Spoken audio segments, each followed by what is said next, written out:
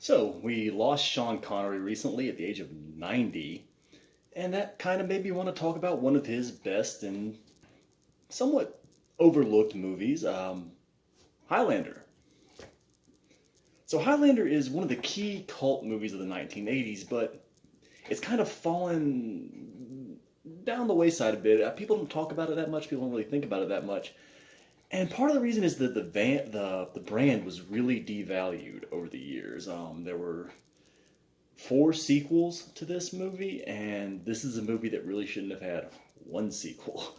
So that didn't help its reputation. Also, there was a TV show that was actually really popular in the 90s based on this movie. But then there was a spin-off from the TV show that failed very badly. And generally, it's a movie that's very 80s. It's a movie that, for a younger audience, probably looks really dated. But it's actually still really a cool, entertaining, fun movie once you accept that this is a very 80s action movie. It was made by Canon Films, for God's sake. From another time comes a man of great power. Talk funny, Nash. Where are you from? Lots of different places. A warrior of incredible strength. You've the devil in you. We've been kinsmen 20 years. Connor MacLeod was my kinsman. I don't know who you are. Because you were born different, men will fear you, try to drive you away. So, the movie stars Christopher Lambert, or Lambert, I've heard it pronounced both ways. He's a French actor, and right before this movie, he had landed a role in the film, the cumbrously titled film, Greystoke, Tarzan, King of the Apes. Greystoke, The Legend of Tarzan, King of the Apes. Ridiculously long title. But the movie was very successful. And it put him on the map immediately. So when Australian director Russell Mulcahy, who had had a minor success with a horror flick called Razorback, which was on the tail end of the giant animals run amok trend started by Jaws. It was about a giant pig. So he was able to come to Hollywood, and he was putting together this big adventure film for Hollywood. It was his big Hollywood premiere. And he saw Christopher Lambert in some promotional material for Greystoke, and said, that's our Connor MacLeod, that's our hero, our lead character. Not knowing that Christopher Lambert didn't even speak English at the time. You see, Greystoke, because he was Tarzan, he actually didn't have a lot of dialogue in that movie. He was the ape man, he didn't speak much. So he apparently had only learned the lines in English that he had to know for that movie. So he had to learn English just to do this movie, but they went with him, and wanting a more established star to kind of back him, they said, well, what's Sean Connery doing? So Sean Connery actually had this period from the mid to late 70s through to the mid 80s, where his career was actually in a really bad slump. That's why he returned to play Bond in, I believe, Never Say Never Again in the early 80s. He was going broke. He was typecast as James Bond. He was having difficulty getting roles outside the franchise. So, he had backed out of the Bond movies and been replaced by Roger Moore. And, he was struggling. He was in that transitional period between being a leading man and being an older actor. So they were able to get him for this supporting role. So the easiest way to think of Sean Connery's role in this movie is a character named Ramirez. He's somewhere between Gandalf from Lord of the Rings and Yoda in Star Wars. And Yoda's actually a little bit better of an analogy, because Yoda in Star Wars The Empire Strikes Back, you kind of tend to forget that he's not in that movie that much, because he's such an integral part of the movie, he's such a big part of the marketing, he's such an iconic character, but Yoda isn't in The Empire Strikes Back that much minute for minute. He's probably in 15, 20 minutes of a 2-hour movie. Same for Highlander. Every time I watch this, I forget that Sean Connery's really only in about 30 minutes of this movie in the middle, and that's it. Then he has a little bit of a voiceover at the beginning and end. But yeah, he's not in the movie a whole lot, but he's huge. He's great in the movie. He is the part of the movie that you will remember. He's the mentor figure. So the plot of the flick is that Connor MacLeod of the Clan MacLeod, who was born in the late 1500s, is a figure of some prominence in this castle in Scotland. It's never really stated. I always got the impression he was at least loosely related to the royalty of the castle, because everyone seems to know him, including the opposing faction that they're at war with. But regardless, that's not really ever discussed. He's just part of the Clan MacLeod. So Connor goes to battle. It's his first battle, and he is targeted by a warrior known as the Kurgan, played by Clancy Brown. Clancy Brown is probably best known for this movie, playing the warden, not the warden, the head guard in The Shawshank Redemption, the drill instructor in Starship Troopers, and the deranged cop in Pet Sematary 2. Those are kind of his most iconic roles. And this is the movie that really put him on the map. He hadn't done a whole lot before this. But Clancy Brown is fantastic in this movie. He's actually one of my favorite villains of the 1980s. You take this giant Viking warrior turned punk rock sociopath when it takes him to the modern day, mid-80s America, New York City. He's a lot of fun. He's having a great time. Clancy Brown's an actor that can go over the top and be awesome going over the top. He's great in this flick. So Connor is met by the Kurgan on the battlefield in the late 1500s and is killed. Comes back to life, and it's assumed it's witchcraft, late 1500s. So he's expelled from his village and just goes to live a quiet life in the countryside, not really knowing what happened or why. He marries, and he encounters Ramirez, played by Sean Connery. And we learn all this through a series of flashbacks.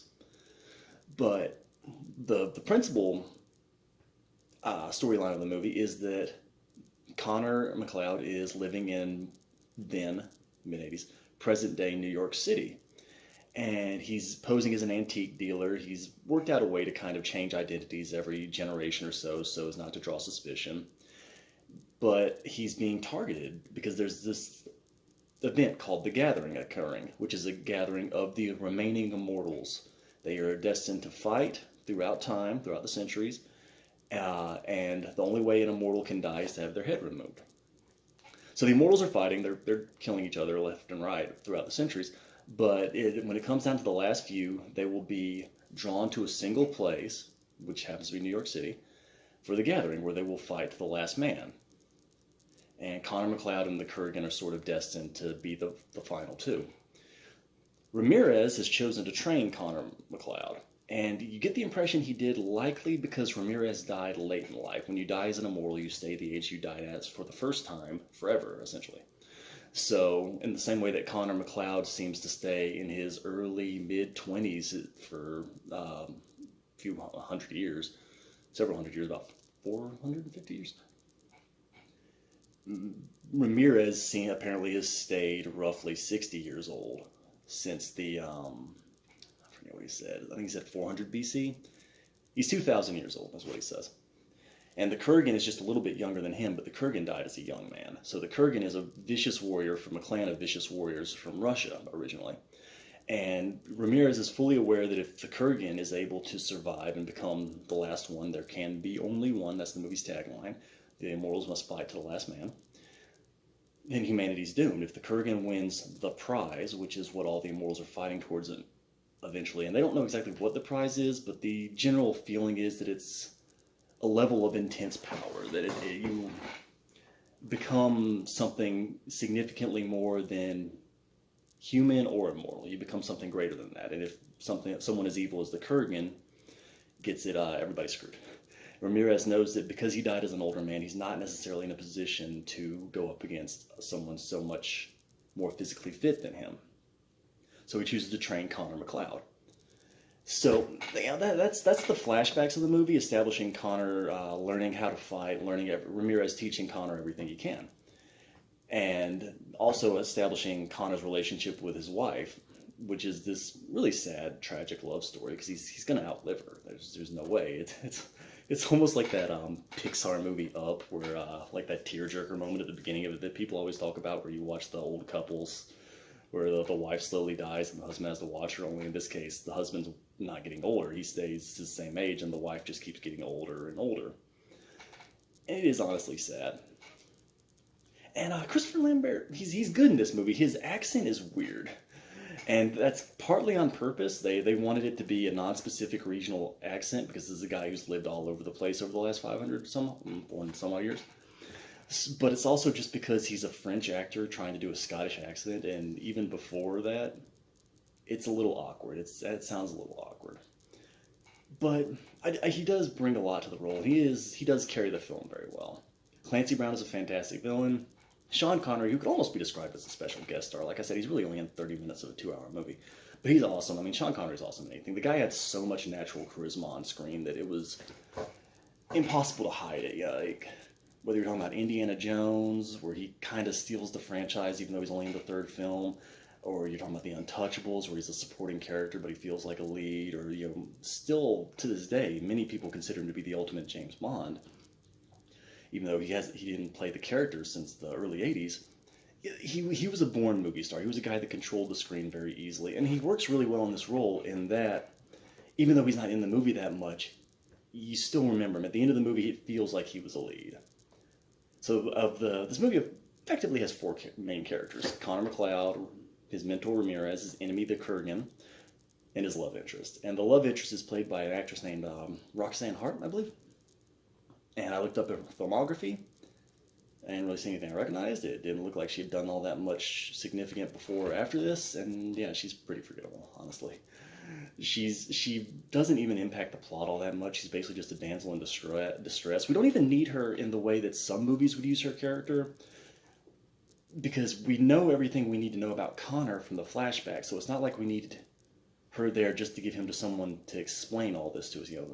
That exposition thing where two characters will be talking and one character will just ask questions so that the audience can hear the response, so the audience can stay caught up. We don't need that. We have the flashbacks. They tell us everything we need to know about Connor. So yeah, she's pretty irrelevant. The character's not that interesting. So yeah, the female lead is the weak link of the four main characters. But what this movie has is it has a lot of visual style. Russell McKay is a very stylish filmmaker. If you look at Razorback, if you look at this, if you look at Highlander 2, which is a terrible movie. Highlander 2 is god-awful, but it's still a very visually dynamic movie. Or The Shadow, which is the movie that basically killed his career in Hollywood. It's this god-awful Alec Baldwin movie from the mid-90s. It's still visually a cool-looking movie. Even the other movie he did with Christopher Lambert, which is called Resurrection, which is a really surprisingly gory and grim serial killer movie that came out in the late 90s. It also had David Cronenberg in a small part. David Cronenberg, the director. But he also directed Resident Evil 3, which is one of the better of the Resident Evil movies. Not that those movies are very good, but Russell McKay, he's got a great visual sensibility, but he's not a particularly strong storyteller, and you can see that in all his movies. And you can see that in this movie. I love this movie, and this movie totally deserves its status as a cult film. But there's a reason it's not a genuine classic, and that's because this is a very choppy movie. This is a very undisciplined movie. First and foremost, Ramirez, the Sean Connery stuff, the flashbacks are all front-loaded. They all pretty much happen in a row about halfway through the movie when they probably should have been spaced out. Second, you have a police subplot that doesn't impact this movie at all. There are these two New York cops who are just classic 80s New York cops, kind of schlubby, older, bald, fat guys. They never get close. They never impact the plot. They serve no purpose. They are just filler. And given this movie isn't a 75-minute movie, this movie didn't need a ton of filler. So I don't know why they're there. There's not a... You kind of feel like you're just watching Connor live. And you're just kind of getting a sense of this universe. There's a lot of world building in this movie without a lot of directional plot. It's just, Connor remembers this time he had a duel, and Connor remembers something about his wife, and Connor, like Rachel learns that Connor has been forging, birth certificates to continue living. It's just a bunch of things that happen. There's no forward momentum to any of this. Towards the end of the movie, it is, like the Kurgan and Connor have one quick kind of duel early on, but then they don't encounter each other again until way later. The other immortals, aside from the Kurgan, Connor, and Ramirez, are just in it for a second. Like the guy that Connor fights at the beginning of the movie in the parking garage, which is a really cool fight scene, and it gets really weird when he starts doing somersaults all over the place. Not Connor, the guy he's fighting. But Castigier, the black man he meets later on, he doesn't have any development really. There's even this one really weird moment where this deranged vigilante guy with machine guns just sitting right next to him in his little red Firebird cruising around New York City tries to take out the Kurgan, and that guy's only in 2 scenes. Why was that guy... What the hell? Why did they need some psychotic vigilante just in 2 scenes of this movie? It's just all over the place, and that's kind of the fun of it. I mean, this is one of those things where you could say this is a B movie with an A movie's production. Because it does have really big, elaborate set pieces, particularly the final fight, which goes from a rooftop for a company that was that apparently gone out of business shortly before this movie was filmed. It was actually supposed to be the New York, the Empire State Building, I think. It was either the Empire State Building or the Statue of Liberty, or it was both, because they kept trying to get different locations and they couldn't, so they eventually just settled for the classic 80s action movie setting, an abandoned warehouse. That's where all the 80s action movies ended up. It's just, let's just use an abandoned warehouse. It's cheap, it's easy. We can wreck it, no one's gonna care. So yeah, eventually they just said, let's just do an abandoned warehouse. And it's the Silver Cup factory, and they like, the Kurgan just cuts down this giant ass sign. It's a really cool action sequence. They knock over a water tower, and that's fun. The battle sequences are good and expansive from the flashbacks. Ramirez's fight with the Kurgan, like they destroy an entire, I believe it's an abandoned monastery. It doesn't ever really say, but that's what it looked like to me. It was an abandoned church or something like that. Like the Kurgan and Ramirez destroy the whole church, and apparently Clancy Brown almost killed Sean Connery for real during that fight scene, because he was supposed to do this with a sword, a hacking motion. Instead, he did a slicing motion and got very close to Sean Connery's neck, and Sean Connery stormed off set and had to be coaxed into coming back. And when you look at the size of Clancy Brown, yeah, I don't want that crazy bastard swinging the sword at me either. Clancy Brown is huge. Clancy Brown is so cool in this movie. The Kurgan is such a cool villain. I mean, if you think that the whole punk rock thing of the 70s and 80s was good, then you'll have a lot of fun with this villain. This guy is great. He's rolling around, blaring heavy metal, playing, like, he plays Jeep Grand Theft Auto for real. At one point, he hijacks Connor's girlfriend and is driving around New York, running people down, running people off the road, causing car accidents. He's a great, just bull in a china shop, wreck everything, don't give a damn. And it's so much fun how much he enjoys battle, too. Even if he's not necessarily winning, like, even once he gets injured, he's still got this big-ass smile on his face. He's like, he is having the time of his life when he's fighting. And Clancy Brown's a good enough actor that you believe it. It's not just overacting for its own sake. It feels like an organic part of this character. This guy, he's a Viking, he's a pirate, he's a guy who lives for battle. That's what he does. That's his interest. That's what he wants to be doing. And the last really interesting thing about this movie is Queen. Everyone's new favorite band because of that movie. But not Queen is a classic band, of course, Freddie Mercury. So Queen, they did soundtracks. They famously did the Flash Gordon soundtrack, that notoriously cheesy theme song that they had for the Flash Gordon movie. Flash, Defender of the Universe, whatever the hell it was. I didn't like that movie. But, they did soundtracks, and they were eventually chosen to do the soundtrack for Highlander. And they liked the movie so much that they actually wrote, I believe it was 4 original tracks for the movie that are specific to this movie, and are actually really kind of rare now, because this movie never, this movie's soundtrack was like out of print almost instantly, and is only available like through very specific ways of finding it. It's hard, it's supposed to be hard to find. But they did a few tracks that were specifically based for the movie, and then allowed them to use a couple more songs of theirs for the movie that were pre-existing. And the most famous song, of course, is Princes of the Universe, which was used as the theme song for the TV show in the 90s, which Christopher Lambert guest starred in the first episode of to kind of establish what it was about. It's actually about a guy who's his cousin. And continuity-wise, who the hell knows? The continuity of this franchise is a joke. You can't make heads or tails of it. It's a choose-your-own-adventure franchise. You don't know, did the gathering happen, did it not happen? Because this movie very specifically says, Connor MacLeod is the last immortal at the end of it. There can be only one. That's the whole point of the movie. Although in the original script, apparently that didn't happen. The Connor and the Kurgan's fight didn't end, wasn't the final battle. It was just one of many battles. But in this movie, it specifically says Connor won the prize, the battle's over. And then part 2 is like, no. Part 2 is a disaster. Then part 3 also says, no, and part 2 didn't happen. And then the TV show is kind of like, well, the first half of the movie happened, but the second half didn't. And then the fourth movie is really just based on the TV show. The fourth movie doesn't really... It's best to think of the fourth movie, Highlander Endgame, as a movie adaptation of the TV show, not as a sequel to this movie. And then there's another one that was made for TV called The Source, which I've never seen, because who cares at that point? It was made for TV. But Highlander's a really cool movie. It has a lot of that grit and grime and just moody lighting that was common to movies set in New York City in the 70s and 80s. And it gives the movie a lot of personality and makes it very specific to the time that it was made in. It has a great over-the-top villain, a really cool, likable hero who has a good tragic backstory that makes you really feel for the guy. He has a lot of emotional beats, and that gives him more humanity than a lot of action heroes from the 1980s had. He's not just a guy who kicks ass and takes names. He's a guy who has lived and lost and had to. I mean, the saddest thing about him is that he had to watch the woman he loves, the love of his life, slowly die right in front of him and not be able to do anything about it.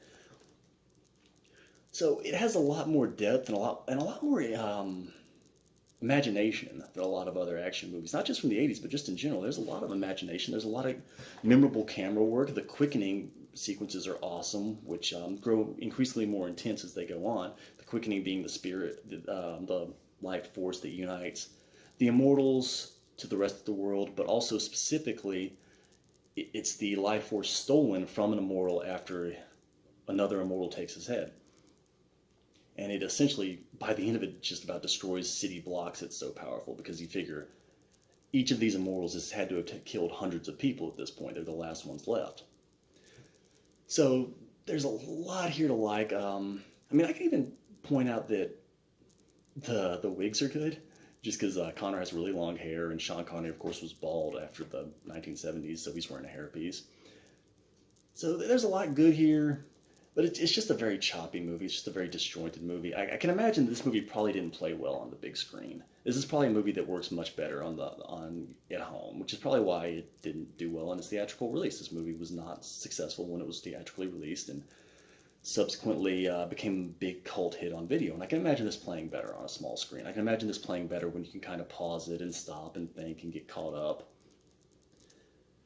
Other things. The director's cut is definitely the way to go. Sometimes director's cut just add in extraneous crap that doesn't really add anything. It just kind of throws off the pacing of the movie because this movie has no pacing. It's just random things anyway. The director's cut is cool. It adds in little quick fun scenes. You get to see Connor dying on the battlefield for the first time. You get to see how Connor meets Heather, the woman that runs his antique shop with him. It's during World War II, and he has this great encounter with a Nazi where the Nazi refuses to surrender. He's like, oh, whatever you say, Jack, you're the master race, and kills him. That was fun. What else? The duel, I believe, is specific to the director's cut, where he gets into a duel, like an old-timey duel, where they have the knives and they're pointing at each other. So the director's cut is cool. Christopher Lambert's career really didn't go anywhere after this. He had another major Hollywood movie called The Sicilian, which was not successful. It was directed by the guy who did The Deer Hunter, and it was a French actor playing an Italian character, and he doesn't really fit in, and the movie's got major issues. It's based on a novel by the author of The Godfather. But yeah, Christopher Lambert, he after Fortress, which was directed by the dude who did Reanimator, which is a big-ish sci-fi prison movie, he pretty quickly was banished to smaller films, straight to video, straight to DVD, and supporting roles. He also, very notably, kind of started to lose his voice really badly. He got that kind of Al Pacino thing, but way worse, almost like Nick Nolte, where it sounds like it's painful for him to speak now. So he didn't age well, but he's great in this. This is a really good, fun 80s time capsule, and it's well above average for the type of movies that were getting released at the time. It's honestly an above average action adventure movie, even by today's standards, if you can get past the fact that it's just kind of dated. And for fans of Queen, basically the whole soundtrack is Queen. So anytime it's not score, orchestral music, it's just Queen. So that's also going to be fun for people who just like that band. But yeah, I think that this is one of Sean Connery's better movies, honestly, and it's cool seeing him in this kind of role. He didn't do a lot of secondary stuff. He was usually the lead in things. So this caught him during a relatively brief period in his career when he was in a slump and he was trying to get back to the top. This movie, The Untouchables, and Indiana Jones and the Last Crusade, and by the early 90s he had got his Oscar and he was moving back towards leading man status. Of course, that's accepting for Highlander 2, The Quickening, and I do want to talk about that. I'm going to do a video series about the sequels later, and those movies are just absolutely a disaster. That'll be fun. In the end, there can be only one.